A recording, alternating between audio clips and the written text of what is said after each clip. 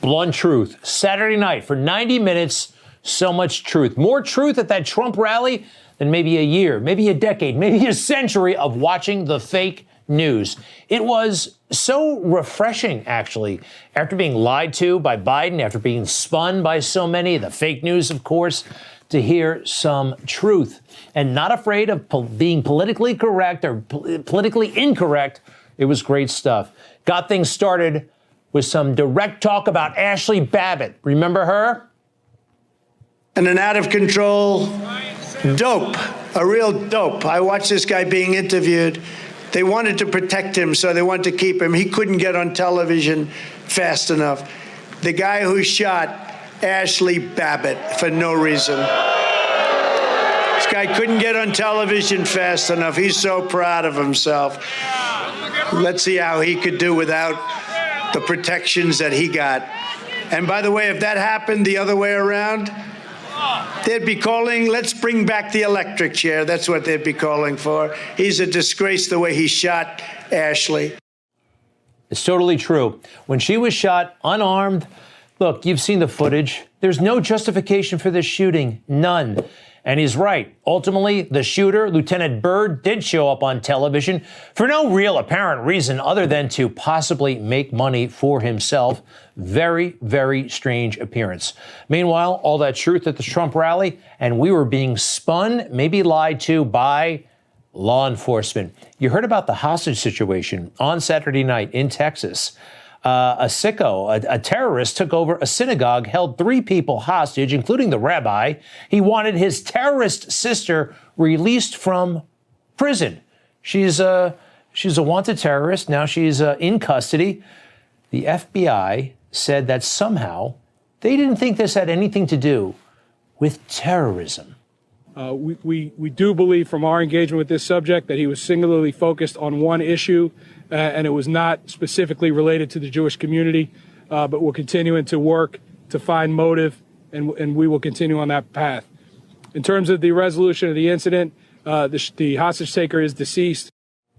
A deceased terrorist, clearly anti-Semitic, just like his sister, who's still in custody.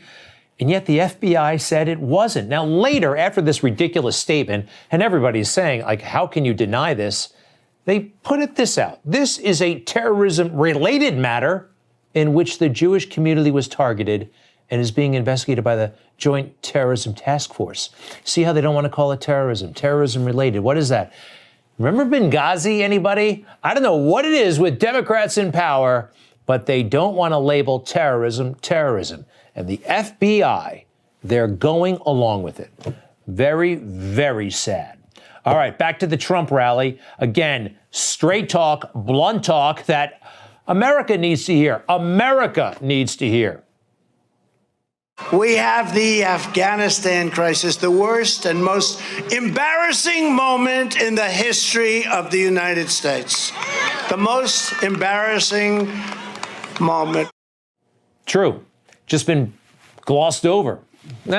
Happened 4 months ago. Nobody seems to care. Democrats have actually, in a weird way, not been held responsible. Joe Biden is allowed to have a press conference and not be asked about this. All right.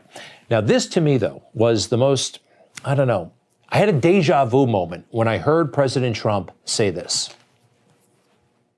And actually, the toughest country to deal with is not China or Russia, it's the United States. It's a disgrace. And you notice we don't talk about greatness anymore. We talk about the environment. We talk about COVID, the China virus. We talk about race. We talk about all this. We never talk about greatness anymore. Other countries are talking about their military and their power and their this and their that. We don't talk about greatness anymore as a country. You turn on the news and watch these fakers. They're fakers. You turn on the fake news at night and you watch what they talk about. It's all things that it's just not possible. And a country has to be thinking to the future. It has to be thinking about greatness, and we don't even think about it anymore. Deja vu to June of 2015, when President Trump announced he was running for president. His initial speech, his campaign kickoff, He said something very, very similar. I was there, and when I heard these words, I'm like, yeah, I think this could really happen. I think he could win. Our country is in serious trouble. We don't have victories anymore. We used to have victories, but we don't have them. When was the last time anybody saw us beating, let's say, China in a trade deal? They kill us. And they're back to killing us. It's wild. That resonated 7 years ago. Saturday night resonated all over again. I think it's going to happen all over again. Meanwhile, he's as plugged in as he ever was before. He's got his finger on the pulse of the country. See how angry he gets? You see? Anger! You've got to listen to me. Listen, where am I? Where am I? Oh, where the hell am I? Where am I? Oh, I'm not supposed to be doing this. It's a disgrace. Talking about Joe Biden, that crazy, weird, angry speech from last Tuesday.